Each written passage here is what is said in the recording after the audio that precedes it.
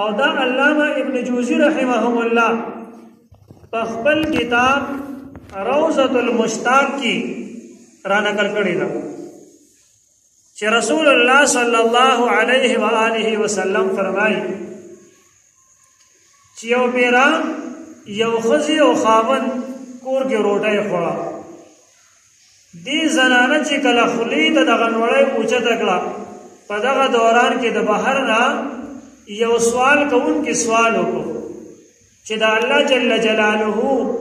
د رضا لپاره ما باندې څه خوراک وکړي دغه زنانه د خپل نوړی واپس په لوښي کې خدا او دغه خوراک یې راوړ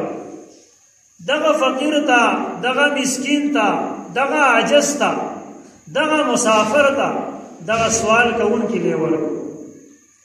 بیا دا زنانه روانه شوه خوراک یې واغستو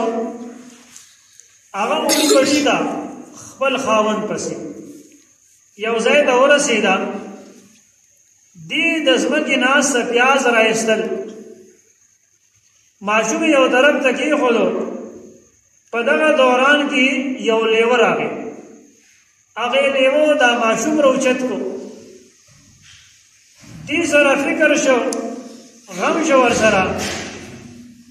قبلې ته مخ کو او د الله جل جلاله نه دعا وغوښته اللهم ان كنت تعلم اني رفعت اللقمه وانا اشتهيها يا الله جل جلاله ستا په علم کې دا چې ما دغه نوړی اوچته کړې وه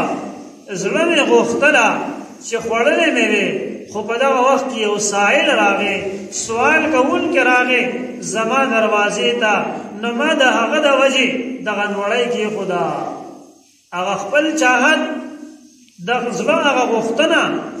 هغه مې پرېښوده او ستا په نوم باندې مې الله جل جلاله هغه خوراک ورکړو نو یا الله کدا مې ستا د رضا دپاره کړي وي نو د دې په برکت سره زما دا بچی ما ته راواپس کړه همدغه وخت دی چې دغه زنانه ته هغه لیوه واپس راغی بچی ورته کېښودو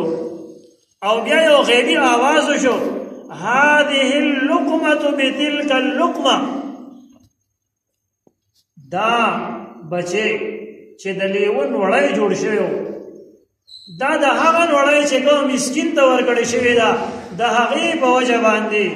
دا ماشوم نن خلاص شو او محفوظ پاتې شو